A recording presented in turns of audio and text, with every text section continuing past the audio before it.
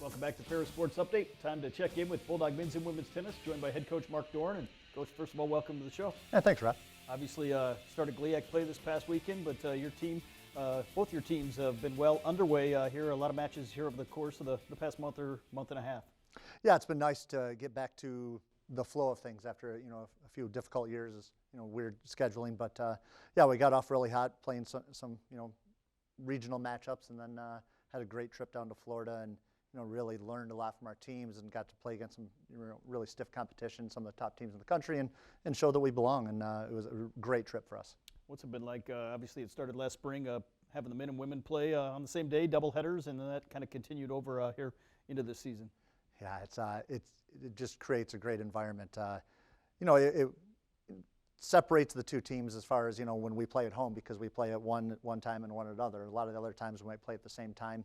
So it makes for a long day, but it makes for a lot of exciting tennis and a lot of fun tennis. And I think that the teams feed off of each other when they play the same day. They stick around for each other's matches, and just feels more like a kind of a family, tennis family, not just a men's and women's team. Obviously, this past weekend at home, as you started conference play against Grand Valley State, and both your teams the defending conference champions, but Grand Valley State the defending conference runners-up here on both sides. Yeah, to have your first match of the year be against the team you played the last match of the year in the conference championships is a tall task, and and we embraced it, and I think that was something that we really looked forward through all fall and even in early spring, and and that was got us going and got us excited for this match. Obviously, on the women's side, a team that's been kind of battling through some injuries, but certainly really battled Grand Valley well here in a number of these matches. Yeah, I mean, we got off to a great start. I mean, doubles is usually what we focus on, and we ended up losing the doubles point. But they were close matches, just a few volleys here and there that really made up the difference. And so I think that, given the lack of practice that some of the players have been able to have due to the injuries, and I think that we gave them everything we could. Speaking of those injuries, obviously that allows some other players a chance to maybe get some more experience, move up in the lineup. How valuable is that for a lot of these kids? Yeah, it's been great. I think that they've embraced the idea that our teams are deep now, that we're really solid, and there might be some people that are really good players that don't make the lineup. And here's a great example that those ones that were just out of the lineup are now coming in and making a big impact and playing really well. And we're seeing some results out of freshmen, that came in and had to pick up a role right away. How important was that championship run last year in terms of giving the players really some confidence going into the conference season? It gave us a ton of confidence. I think that what it gave us is the idea that we belong at the top now.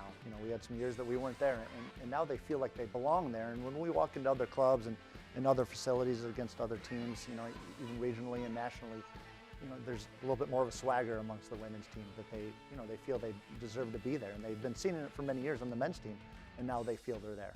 Obviously, a 5-2 score, the final match that maybe was a little closer than the final score might indicate, but certainly a building experience as you look toward the rest of the conference season on the women's side. For sure. I mean, we won 2 3-set matches and we lost 2 3-set matches. We lost doubles really, really tight, so a few shots here and there, it could have been a 5-2 victory for us.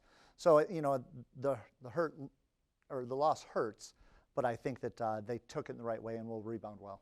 Obviously, as we shift gears to the men's side, an impressive performance on the men's end, and as you mentioned with the women, you really started off in doubles action, and a tremendous performance on the doubles side.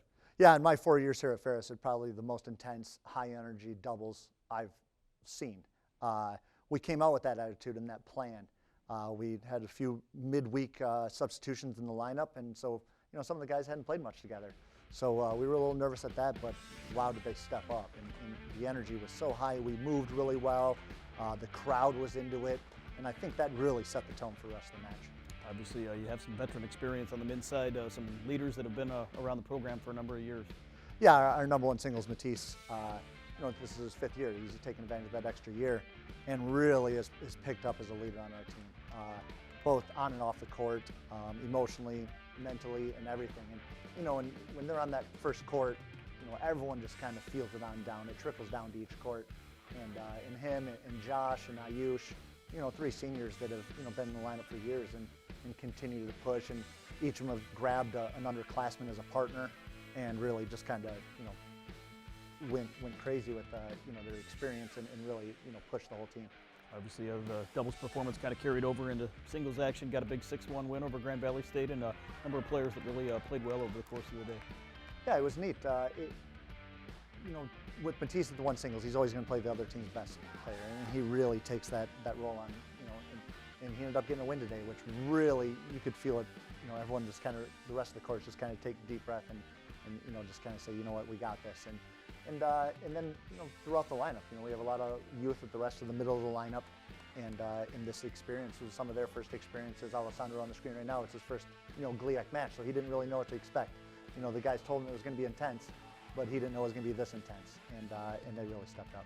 Obviously, you hope that carries over here as you continue action at home this coming weekend against Michigan Tech and Lake Superior State. Yeah, these are always two really good teams. Obviously the travel is always tough. So when we go up there, it's always a long travel, and and we really have to get after it. And they're going to come to us and give us everything they got. I mean, being dual champions, we have a target on our back where everyone's gunning for us.